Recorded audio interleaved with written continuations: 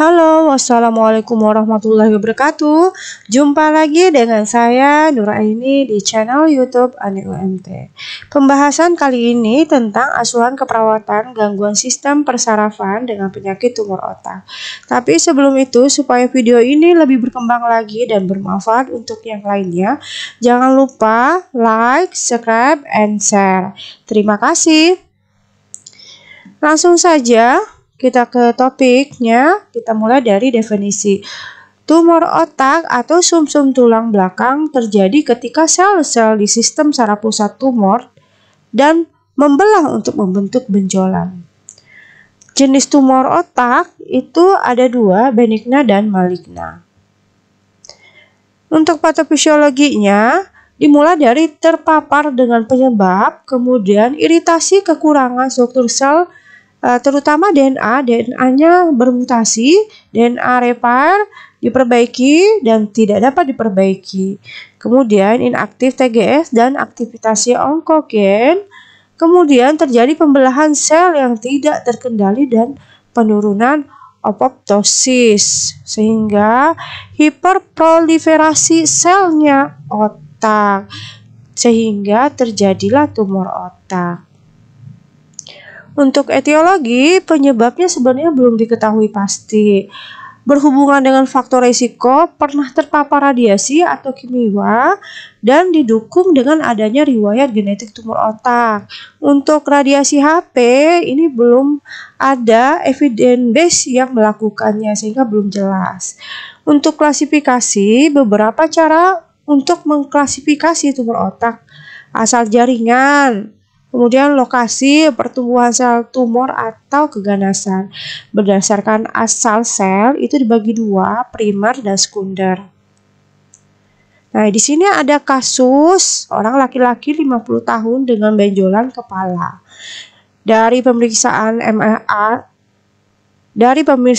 MRI, tempat massa tumor mendestruksi tulang tengkorak dan infiltrasi ke jaringan otak.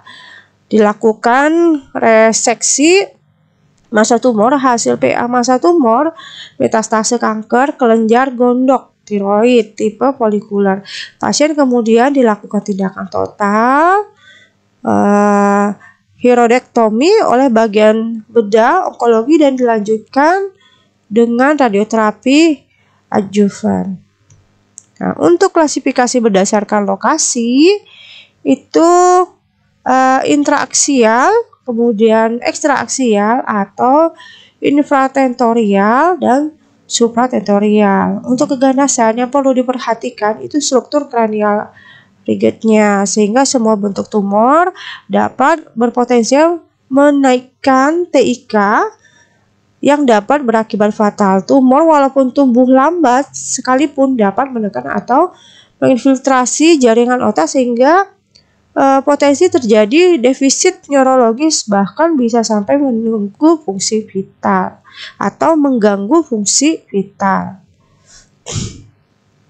Beberapa bentuk tumor jinak dapat bertransformasi menjadi tumor ganas yang agresif. Tumor otak primer, glioma, pertama astrocytoma, oligodendroglioma, mixed glioma, ependymoma, meningioma, metastase. Nah, yang pertama astrocytoma itu bentuk paling umum dari glioma, berkembang dari sel astroksil, tumbuh pelan, mulai dengan stadium 2, stadium rendah, kemudian bisa berkembang menjadi stadium 3 dan 4. Dan stadium 4 ini adalah stadium paling ganas. Nah, ini ada gambarannya tumor otak primer. Kemudian yang kedua, oligodendroglioma. Ini 5% dari tumor otak berasal dari sel oligodendrosit. Lebih jinak daripada astrocytoma, sensitif terhadap radioterapi dan kemoterapi. Nah, grade-nya itu 2. Ini survive rate 9 tahun.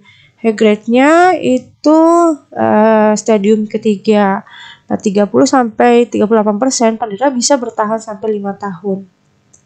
Nah, ependyomoma itu 5% dari bentuk tumor dewasa, terdiri dari 3 stadium, dengan stadium 3 dianggap maligna.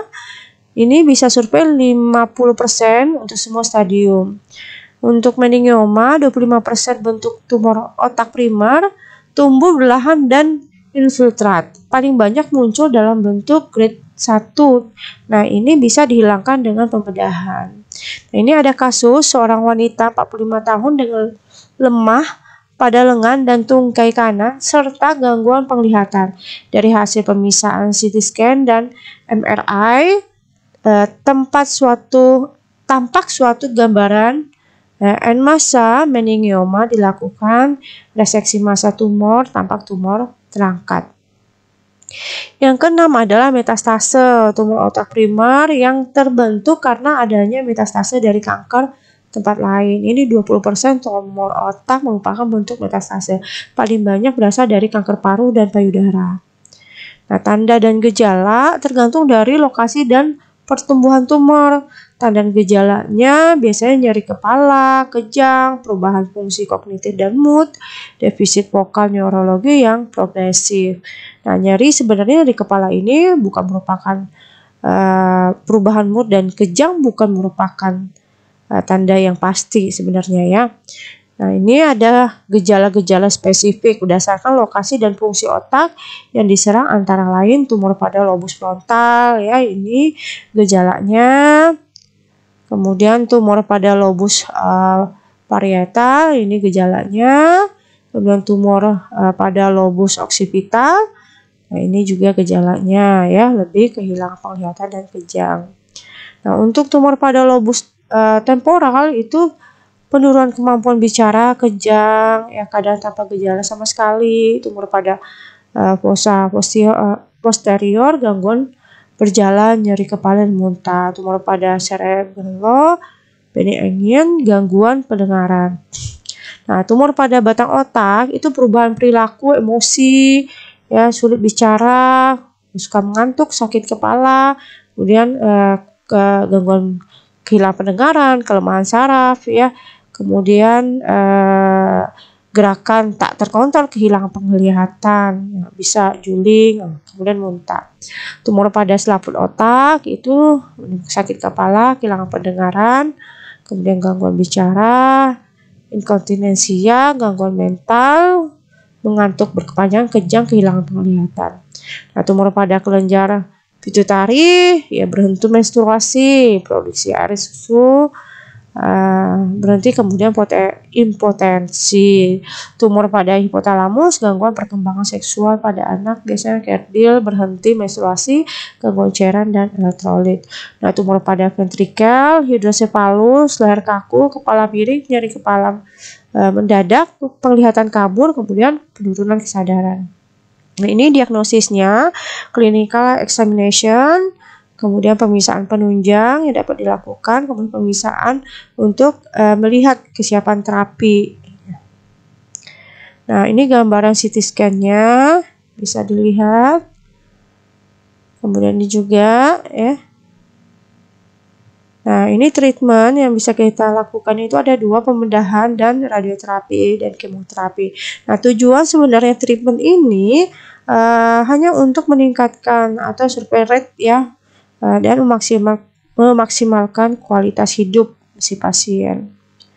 Nah, yang pertama pembedahan ya, pembedahan berfungsi untuk biopsi, mengurangi massa tumor ya, corrective resection dan kontrol kejang. Hal yang harus diperhatikan dalam pembedahan adalah area vital seperti area broca dan motorik korteks. Nah, teknik bedah otak ini itu ada 3.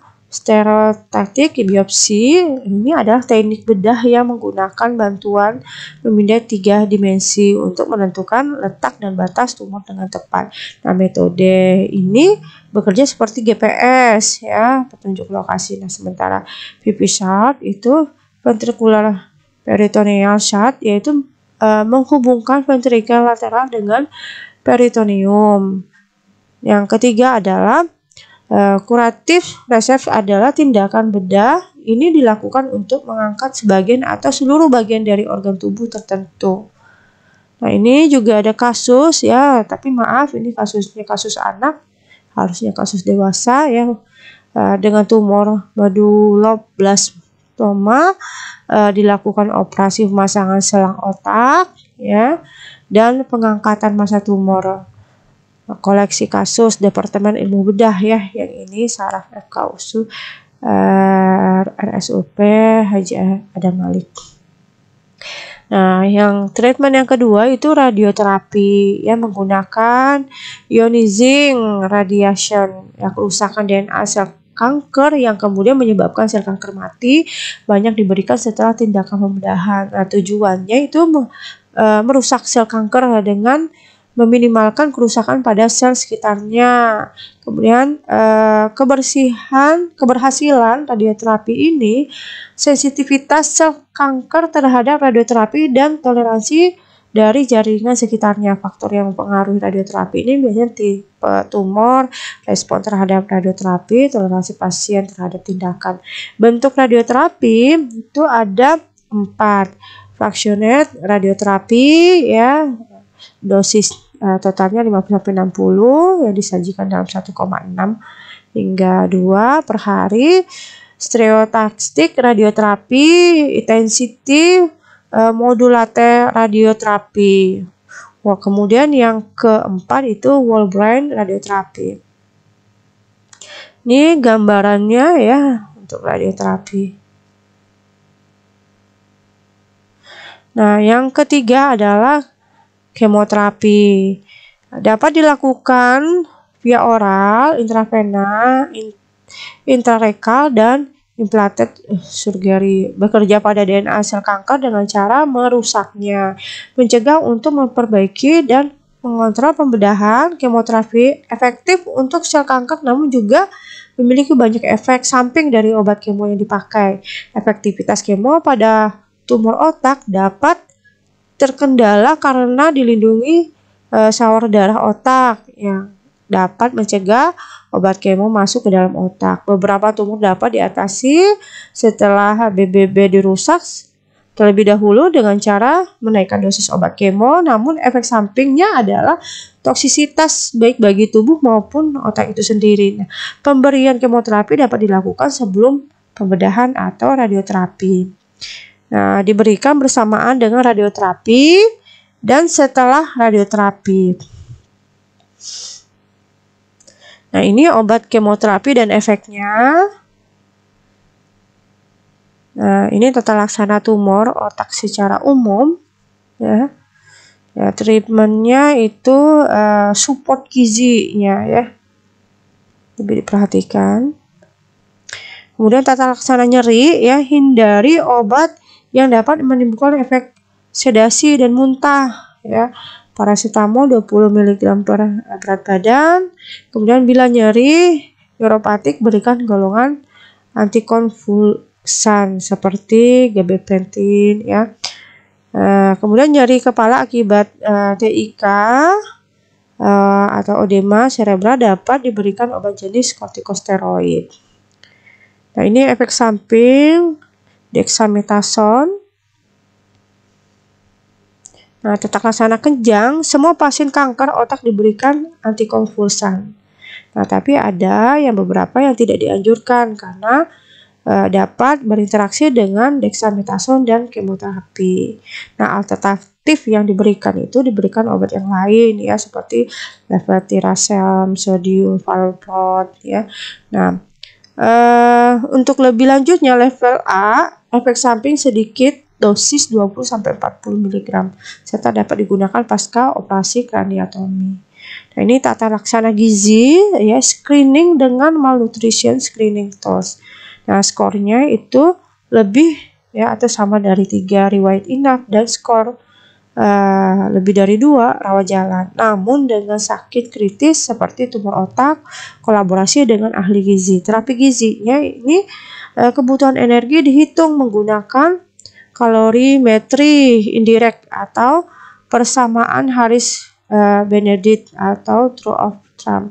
Nutrisi diberikan bertahap sesuai dengan toleransi pasien. Kebutuhan protein 1,2 hingga 2 gram per berat badan per hari ya. Untuk lemaknya 25 sampai 30%, karbohidratnya 55 hingga 60%. Nah, ini ya pembagiannya sesuai dengan BMI-nya. Nah, tata laksana psikiatri itu 78% pasien kanker otak dapat mengalami gangguan psikiatri. Nah, di sini kita menganjurkan untuk melibatkan keluarga dalam tata laksananya ya. Mulai dari tahap pengobatan, suportif terapi, dan relaksasi.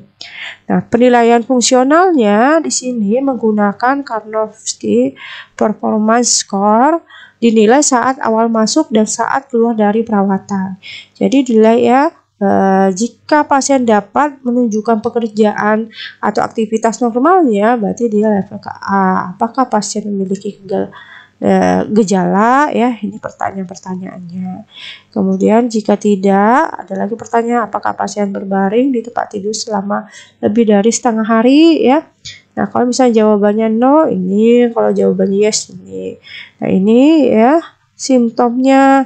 Nah, KPSI ini persentasenya ya. Nah, ini komennya ya, jawabannya. Oke, nursing management, nursing care saat pembedahan komunikasi terkait diagnosis, itu awal diagnosis ya, advance communication ya, kemudian informasi penting terkait tumor otak yang dapat perawat berikan, itu mulai diagnosis, rencana pengobatan lanjutan, obat dan efek samping, pembatasan untuk berkendara, manajemen kejang, kemudian nomor pelayanan kesehatan yang harus dimiliki oleh pasien ketika terjadi hal yang darurat. Nah, di sini kita masuk asuhan pasien yang menjalani radioterapi. Nah, untuk pasien yang menjalani radioterapi itu sebaiknya bertemu dengan petugas kesehatan seminggu sebelum radioterapi dimulai untuk konsultasi lebih dalam tentang efek samping dari radioterapi. Nah, beberapa hal yang harus diperhatikan lagi pada pasien yang akan menjalani radioterapi antara lain posisi radioterapi yang mesti kita perhatikan. Pasien dapat dipasang termoplastik mode dan diposisikan sesuai letak tumor dalam jangka lama. Nah, beberapa pasien dapat mengalami ketakutan, terutama yang klaustrofobia ya. Kemudian berikan penjelasan dan teknik mengurangi cemas. Atau kita bisa memberikan musik atau setel musik ya, untuk memberikan relaksasi untuk pasien. Kemudian efek samping radioterapi ya, di sini efek sampingnya bisa dilihat ya, ini gejalanya ya, kasusnya, ini manajemen yang diberikan. Nah, ini ya efek samping fatigue, itu kelelahan ya, sangat mungkin dialami oleh pasien selama menjalani radioterapi. Tidak bisa dimanajemen dengan obat-obatan. Edukasi pasien mengenai fatigue tidak akan berlangsung selamanya. Bantu mencari kopi yang tepat, manajemen aktivitas dan keseimbangan antara aktivitas dan istirahat. Kemudian hair loss ya, terjadi biasanya setelah 3 minggu treatment dan akan tumbuh kembali dalam 3-6 bulan tergantung dari besarnya dosis yang diterima oleh kepala. Rambut sifatnya mitotik dan mudah rusak ya terkena radioterapi. Nah, pasien dapat merasakan tidak nyaman, malu, tidak berdaya dan kehilangan gairah seksual ya terkait kondisi rambut. Nah, berikan edukasi terkait kondisi rambut rontok dan coping emosi yang sesuai, misalnya pemakaian wig, topi atau jilbab. Nah, perubahan kulit itu epidermis ya. Biasanya kulitnya akan menjadi kering atau merah, sensitif dan pecah-pecah. Muncul 2-3 minggu setelah terapi dan akan hilang setelah terapi selesai. Fokus asuhan dan edukasinya untuk memaksimalkan kenyamanan, meminimalkan trauma, mencegah infeksi dan mencegah kerusakan lanjut. Anjurkan menggunakan lotion, pelembab atau sampo mid, hair dryer dingin ya. Keempat adalah efeknya mual muntah. Mual muntah jarang terjadi untuk radioterapi intrakranial. Nah, harus diamati apakah mual muntah yang terjadi merupakan efek radioterapi atau tanda peningkatan TIK. Saat mual muntah terjadi, berikan antiemetik, dan monitor efektivitasnya. Nah, yang kelima, efeknya sensitivitas terhadap bau dan rasa. Beri penjelasan ke pasiennya, stimulasi terhadap nervus olfaktorius akan berakhir saat treatment berakhir. Perubahan pada sensasi rasa dapat mengurangi asupan makanan. Kemudian diskusi terkait nafsu makan dan diet supaya asupan tetap tercukupi. Nah, efek yang berikutnya adalah masalah dengan pendengaran. Sering mengalami kurang pendengaran ya, atau iritasi pada telinga saat menjalani radioterapi. Nah, radioterapi ini mengakibatkan eritema pada proses auditori eksternal ya, yang dapat berkembang menjadi otitis media. Kemudian berikan penjelasan hal ini dapat berkurang atau hilang setelah 4-5 minggu treatment selesai. Nah, asuhan yang berikutnya itu asuhan pada pasien yang menjalani kemoterapi intrakranial. Di sini perawat harus memastikan pasien menerima kemoterapi yang tepat, kemudian dosis yang tepat, dan metode pemberian yang tepat. Perawat di sini bertanggung jawab dalam pasien safety dan side effect support. Pasien terkadang susah ya, parno ya, ketakutan terkait efek samping kemo. Berikan penjelasan terkait efek samping obat kemo yang akan diberikan. Kemudian perawat memastikan bahwa pasien sudah mengerti mengenai tindakan kemo, kaji ansietasnya. Kemudian depresi dan mood swing-nya pada pasien dan bantu menguranginya ya. Nah, yang berikutnya asuhan pasien dengan terapi steroid. Nah, pasien tumor otak sering diberikan dexamethasone yang merupakan kortikosteroid agen. Efek samping dexamethasone ini didapat ya, yang tadi di atas kita bahas ya efek sampingnya ya, silahkan dibaca. Kemudian di sini juga ada rencana tindakan atau intervensi untuk pasien yang menjalani terapi steroid ya. Ini disesuaikan dengan psikiknya. Nah, pemberian steroid tidak boleh dihentikan dengan tiba-tiba. Ketika sudah diberikan, harus diberikan terus ya. Nggak boleh secara tiba-tiba dihentikan. Kelenjar adrenalin berhenti memproduksi kortikosteroid saat steroid sintesis diberikan. Adisonia krisis. Gejala defisiensi kortikosteroid itu biasanya melemah, berat badan turun, muntah, diare, nyeri perut, pusing, bahkan pingsan ya. Penghentian steroid harus bertahap dan pasien diberikan penjelasan mengenai gejala defisiensi kortisol. Nah, perawat harus mendapatkan penjelasan mengenai aturan pemberian dan perubahan dosis steroid dari dokter ataupun bagian farmasi. Nah, berikutnya itu konsep keperawatan. Nah, ini secara umum ya. Konsep perawatan secara umum itu kita mulai dari pengkajian, mulai dari biodata, riwayat kesehatan, keluhan utama, riwayat kesehatan dahulu, kemudian riwayat kesehatan keluarga.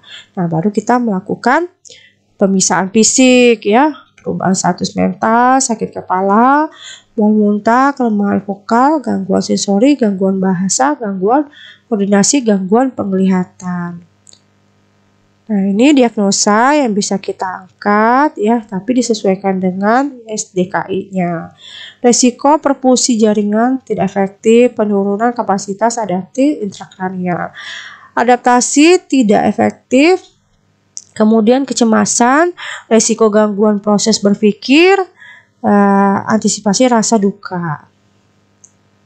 Nah, intervensi keperawatan evaluasi itu disesuaikan juga dengan buku psiki dan SLI-nya. Nah, di sini juga ada literatur jurnal ya, ada beberapa jurnal yang telah saya kumpulkan ya. Yang pertama itu adalah tumor otak, merupakan salah satu penyakit kronis yang dapat mengancam kehidupan penderita dan pada proses penyakitnya penderita akan mengalami kesedihan yang sangat mendalam. Penelitian yang dilakukan oleh Burnett 2014 itu mengungkapkan bahwa penderita tumor otak berpeluang memiliki tingkat mood yang tidak stabil ya. Dan yang kedua adalah penelitian yang dilakukan oleh Rokhaidah 2016 ya. Dengan penerapan model konservatif life dalam asuhan perawatan, terdapat 5 kasus yang menjadi pembahasan dalam artikel ini, dan teridentifikasi bahwa masalah tidur merupakan masalah yang utama. Intervensi keperawatan yang diberikan didasarkan pada prinsip-prinsip konservasi, yaitu konservasi energi, integritas struktural, integritas personal, dan integritas sosial. Hasil evaluasi berdasarkan respon organismenya menunjukkan sebagian besar masalah dapat teratasi dan menunjukkan perbaikan meskipun belum teratasi secara keseluruhan. Nah, model konservasi life ini direkomendasikan untuk dapat diterapkan dalam pemberian asuhan keperawatan, ya. Ini khususnya pada anak ya dengan kanker yang mengalami gangguan tidur dengan intervensi sleep hygiene dan terapi komplementer pemberian madu sebelum anak tidur untuk mencapai hasil asuhan yang optimal. Yang berikutnya itu prevalensi nyeri kepala pada tumor otak bervariasi sekitar 32,2% hingga 71%. Nyeri kepala pada tumor otak bersifat tidak spesifik, dapat menyerupai nyeri kepala primer, namun memiliki perjalanan klinis tumor otak. Nah, prevalensi tumor otak asimptomatik pada suatu meta-analisis yang melibatkan 16 penelitian neurovagina dengan 19,559 pasien menunjukkan angka yang rendah. Ya, ini menurut Danjoy K 2019. Nah, penelitian berikutnya itu penelitian Navita Tasari 2015, penelitian dengan menggunakan rencana pra-eksperimental dengan desain one group pretest post test, ya, menyatakan bahwa ROM pasif terdapat terhadap respirasi rate didapatkan data terjadi perubahan rata-rata respirasi rate sebelum dan sesudah mengalami peningkatan sebesar 3,967. Nah, ROM pasif terdapat saturasi oksigen didapatkan data terjadi perubahan rata-rata saturasi oksigen sebelum dan sesudah, yaitu 1,133 dengan nilai signifikasi yang sama, yaitu dengan p-value 0,00, di mana nilai p-value kurang dari 0,05 ya, yang menunjukkan bahwa HO ditolak dan HA diterima. Berarti ada pengaruh ROM pasif terhadap respirasi rate dan saturasi oksigen. Nah, di sini tren dan isu dari beberapa jurnal. Trennya penderita tumor otak berpeluang memiliki tingkat mood yang tidak stabil seperti tertekan, depresi, kemarahan, kelemahan, dan kebingungan. Nah, berdasarkan hal ini, teori keperawatan yang dapat diaplikasikan ada teori keperawatan chronic sorrow oleh Ed Burns, ya. Maka rekomendasi keperawatan yang tepat dilakukan perawat adalah 1. Bimbingan dan motivasi, 2. Dukungan, 3. caregive, ya. Ini menurut Barrett 2004. Nah, model yang tren berikutnya adalah model konservasi Levine direkomendasikan untuk dapat diterapkan dalam memberikan asuhan keperawatan pada kanker yang mengalami gangguan tidur dengan intervensi sleep hygiene dan terapi komplementer pemberian madu sebelum tidur untuk mencapai hasil asuhan yang optimal. Ini Rokaida 2016. Nah, tren yang kedua, ROM pasif terhadap saturasi oksigen, di mana ROM pasif dapat meningkatkan saturasi oksigen. Hal ini hal ini dikarenakan ROM pasif dapat meningkatkan sirkulasi darah sehingga saturasi oksigen meningkat. Nah, yang kedua adalah isu sebagian besar pasien datang ke pelayan kesehatan dengan keluhan nyeri kepala intensitas ringan hingga sedang, sedangkan pasien dengan keluhan nyeri kepala hebat datang ke unit gawat darurat. Sebagian besar pasien takut, ya, penyebab nyeri kepala ada tumor otak, sehingga pasiennya jarang datang. Nah, fungsi advokasi, ya, ini hampir sama dengan fungsi meningitis, ya, fungsi advokasi meningitis. Nah, pre dan post test, ya, di sini silakan kerjakan tugasnya, jawab pertanyaan ini, ya, dengan tulis tangan, kemudian dibuat rangkuman, ya, diberikan waktu 2 hari untuk melakukannya, ya, waktunya diberikan 2 hari untuk tugas individu. Kemudian untuk tugas kelompok, ya ini dianjurkan untuk teman-teman membuat kelompok sebanyak 8 kelompok. Masing-masing kelompok ditugaskan mencari 2 jurnal keperawatan intervensi tumor otak, kemudian buat analisa pikonya, ya. Nah, ini evidence based praktik dalam penafsaran pada penyakit gangguan persarafan, yaitu tumor otak. Nah, ini diberikan waktu selama 1 minggu, ya, untuk mengerjakannya. Boleh diketik yang ini, ya, karena ini kerja kelompok, jadi share-share. Kalau sekarang kan kita nggak bisa ketemu, ya, karena pandemik, jadi boleh dikirim, jadi boleh diketik. Oke, baik, itu saja yang dapat saya sampaikan, ya. Terima kasih atas perhatiannya. Lebih dan kurangnya saya mohon maaf. Sebelum saya akhiri, saya mengingatkan kembali kepada teman-teman supaya video ini bermanfaat dan berkembang lagi. Jangan lupa like, subscribe, and share. Terima kasih. Wassalamualaikum warahmatullahi wabarakatuh.